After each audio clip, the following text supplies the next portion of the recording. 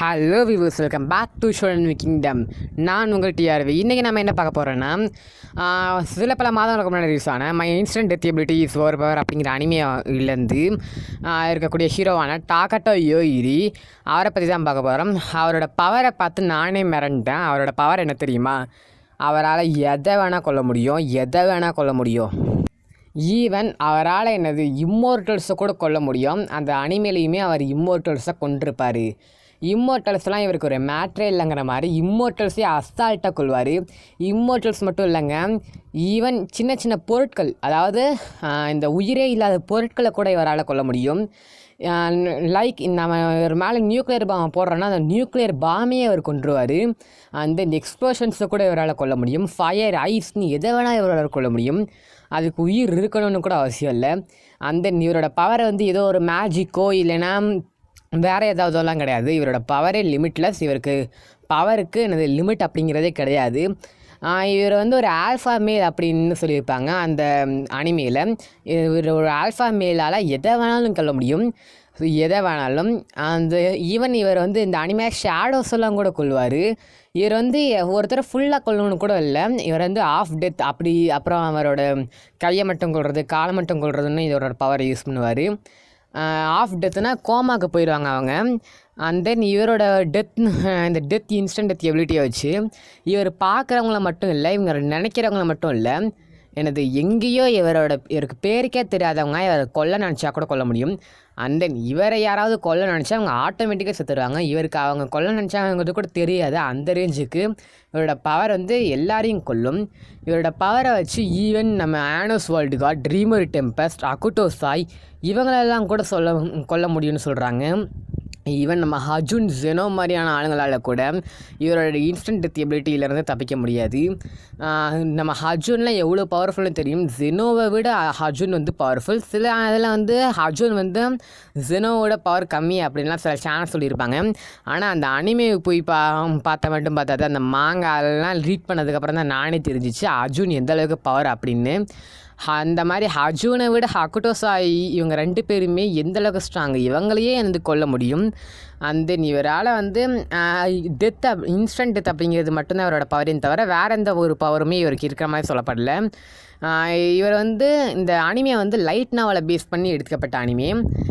இன்ன வரைக்குமே இவரோட டெத் எபிலிட்டிக்கு எந்த ஒரு வீக்னஸுமே கொடுக்கப்படலை. எந்த ஒரு வீக்னஸுமே இல்லாததுன்னா அது மட்டும் இல்லை, இன்ன வரைக்குமே இவரோட டெத் எபிலிட்டிக்கு ஏதாவது லிமிட் கூட இருக்கான்னு கூட சொல்லப்போனால் லிமிட்டே இல்லை இவரோட டெத் எபிலிட்டிக்கு. யாரை வேணால் எப்போ வேணால் கொல்ல முடியும். இவரை யாராவது கொல்லணும்னு நினச்சி அவங்களே டைரெக்டாக ஃபைட் பண்ணாமல் மற்றவங்க யாரையாவது ஏவி விட்டு அடித்தாங்கன்னா அந்த கில்லிங் இன்டென்ட்டை இவரை ட்ரேஸ் பண்ணி அவங்கள கொல்ல முடியும். இவர் ஈவன் மல்டிவர்ஸை நின்ன இடத்துலேருந்து கொண்டுருவார். அதாவது நின்ன இடத்துலேருந்து டோட்டல் மல்டிவர்ஸையுமே கொண்டுருவார். இவர் அங்கே இப்படி இந்த ஆனோஸ் வேர்ல்டு காட் மாதிரி பவரெல்லாம் யூஸ் பண்ணணும்னு அவசியம் இல்லை. அகுட்டோ சாய் மாதிரியோ இல்லை அர்ஜுன் மாதிரியோ அவரோட பவர்லாம் யூஸ் பண்ண மாட்டார். இவர் ஜஸ்ட் அவர் நின்ன இடத்துலேருந்து அவர் யோசித்தா போதும் டோட்டல் மல்டிவர்ஸ் காலி, டோட்டல் மல்டிவர்ஸுமே கொண்டுருவார். ஈவன் மல்டிவர்ஸஸ் இல்லை, எந்த இம்மோர்டல்ஸ், காட்ஸ், ஏஞ்சல்ஸ் யாராலையுமே இவரோட டெத் எபிலிட்டிலேருந்து தப்பிக்க முடியாது.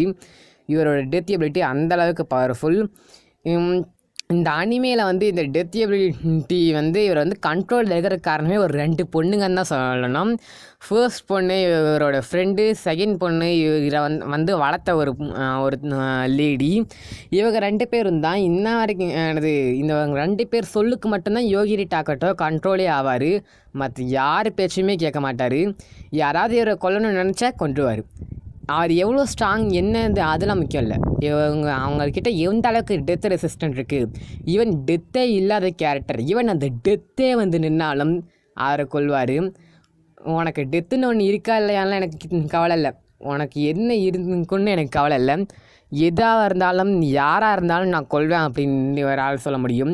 இவரால் ஜெனோவையும் கொல்ல முடியும், அகுட்டோ சாயையும் கொல்ல முடியும், ஈவன் நம்ம சூப்பர் ஷென்ட்ரானை கூட கொல்ல முடியும். இவர் கொல்கிற ஆளுங்களை ரிவைவ் பண்ணணும் அப்படின்னா அதுக்கு ஒரு வழி மட்டும்தான் இருக்குது. அதாவது அந்த கொல்கிற ஆளுங்களை ரிவைவே பண்ண முடியாது. அதுக்கு பதிலாக நம்ம மெமரிஸ்லாம் இருக்கும்ல, அந்த மெமரிஸை மட்டும் வேறு யாராவது எடுத்துக்கலாம். அதாவது மெமரிஸை தவிர அவங்களோட சோலு எல்லாமே அழிஞ்சிடும். இவர் வந்து ஒரே ஒருத்தரை கொண்டு இன்னும் உயிரோடு இருக்கக்கூடிய ஒருத்தர்னு பார்த்தோன்னா இந்த கேரக்டர்லேயே லேடி லொனோவா அப்படிங்கிற ஒரு கேரக்டர் வந்து இந்த அனிமையில் வரும். அவன் வந்து அவளோட மெமரிஸ் எல்லாத்தையும் வேறு ஒரு குட்டி பொண்ணுக்கு ட்ரான்ஸ்ஃபர் பண்ணிடுவான். இருந்தாலுமே அந்த குட்டி பொண்ணு அவரோட அந்த பொண்ணு அந்த என்னது லேடி லெனோவாவோட மெமரிஸ் இருக்குமே தவிர அவங்களோட கான்ஷியஸ் இருக்காது. அதாவது அந்த லேடி லெனோவா எப்படி யோசிப்பாங்க, அவங்க எப்படி கேரக்டர் இருக்கும், அந்த கேரக்டரே அவங்ககிட்ட இருக்காது. சொல்லப்போனால் மெமரிஸை மட்டும்தான் அவங்க வச்சுருக்காங்க. ஸோ ஒரு படம் பார்த்தா எப்படி அந்த மாதிரி தான் அந்த பொண்ணு. அவளை காப்பின்னு கூட சொல்ல முடியாது. ஏன்னா சோல் எதுவுமே இருக்காது. லேடி லெனோவாவுக்கு சம்மந்தமே இல்லை, வெறும் மெமரிஸ். லெனோவோட மெமரிஸ் மட்டும் அவனுக்கு தெரியும், அந்த எக்ஸ்பீரியன்ஸ் மட்டும் வச்சுருக்கா, அவ்வளோதான். ஸோ இவரோட எங்கேருந்து வேணால் எக்ஸிஸ்டன்ஸ்லேயே இல்லாதவங்களை கூட கொல்லலாம். இவரோட பவரை வச்சு ஸ்பேஸை கூட கொல்லலாம் அப்படின்லாம் சொல்கிறாங்க.